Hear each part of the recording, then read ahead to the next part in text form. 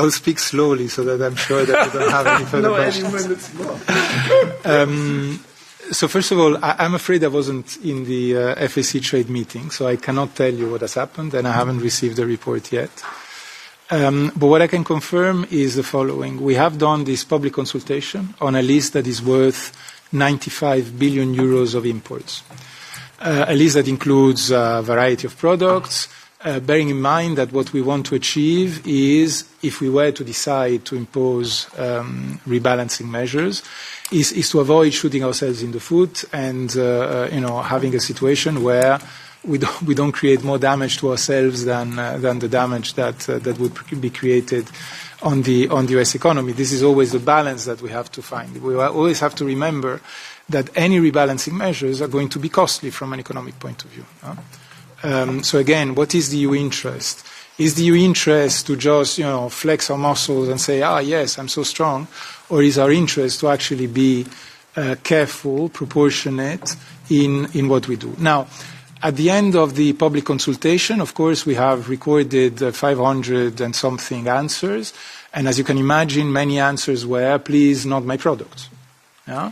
Precisely because measures are costly. So we have done a whole analysis, we have looked at the various comments, and we have concluded that with a list of approximately 72 billion euros worth of imports, we have a list where we have excluded the products that would be the most problematic if we were to impose countermeasures or rebalancing measures. And now we have to indeed decide what we do with that. And this is why now in the coming weeks there will be a decision on what kind of rebalancing measures, if yes, when, and if so, how, and that is still to be decided. The practice in these matters is that indeed we inform the member states of what the outcome of this public consultation is, so that then we can prepare the ground whenever we decide to impose these rebalancing measures through a comitology procedure. So again, why is not the Commission? So sorry, Mr. Warburton. Yeah, I mean, we've always said that in any event we were not going to retaliate or rebalance or whatever dollar for dollar for many reasons. First of all, we have a trade surplus to the US, so we have much less imports in value than the US have in terms of the scope on which the measures are applied. There are a certain number of products that we import massively from the US where it would really be a boomerang if we were to impose countermeasures. Imagine all the energy products, for example. But also fundamentally, again, because tariffs are harmful, we have to remain very proportionate and we have to keep a very good level of balance between, on the one hand, finding a way to rebalance the relationship, protect our industries, but also avoid that we create additional costs to the U.S. economy. In terms of the strategy, if the other negotiator makes other moves, why don't you make other moves? We still think that we have. Well, first of all, I mean, let's be clear, because sometimes the discussion goes in directions that are very strange. We are very close to finding an agreement with the US. It's not that we are in deep seas and that the situation is unraveling. We are very close to finding an agreement with the US.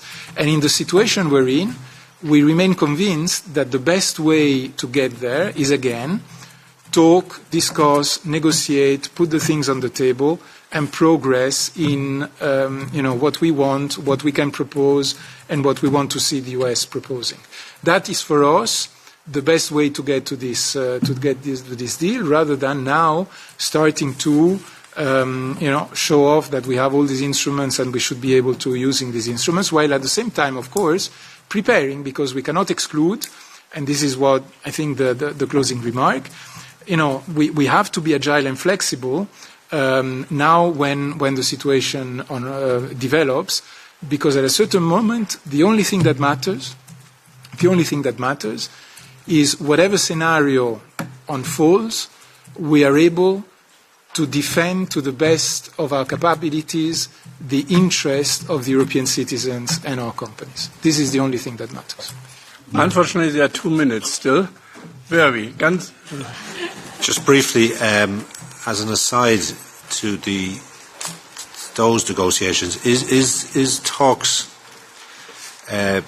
catering for issues around defence, spending and sharing, and also the issue of LNG gas, considering the time lag we have in Europe in relation to building up our sustainable energy production, while exiting the over-dependency that we were cruelly exposed to of Russian gas.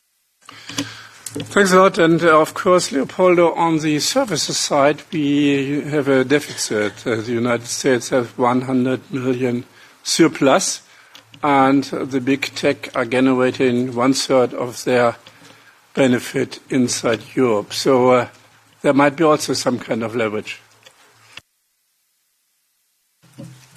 So on spending, I mean, the defence is, if anything is happening, is separate from these negotiations. On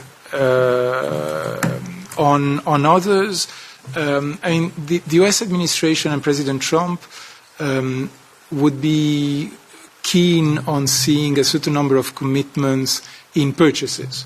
You may remember that China promised to purchase a certain number of tons or billions of some products. So there are indeed certain products where we think that we could take or we could have a discussion on how much we would be prepared to purchase more from the United States. And certainly the questions on energy are part of that. For a very simple reason, is that, as a matter of fact, with Russia and so on, we continue to have important needs in our energy mix, and it could be a good idea to actually satisfy at least part of this mix with increased purchases from the US. Then it's all very complicated because LNG requires space, imports, and there's a whole logistical thing. But anyway, I can confirm that this is part of the discussions.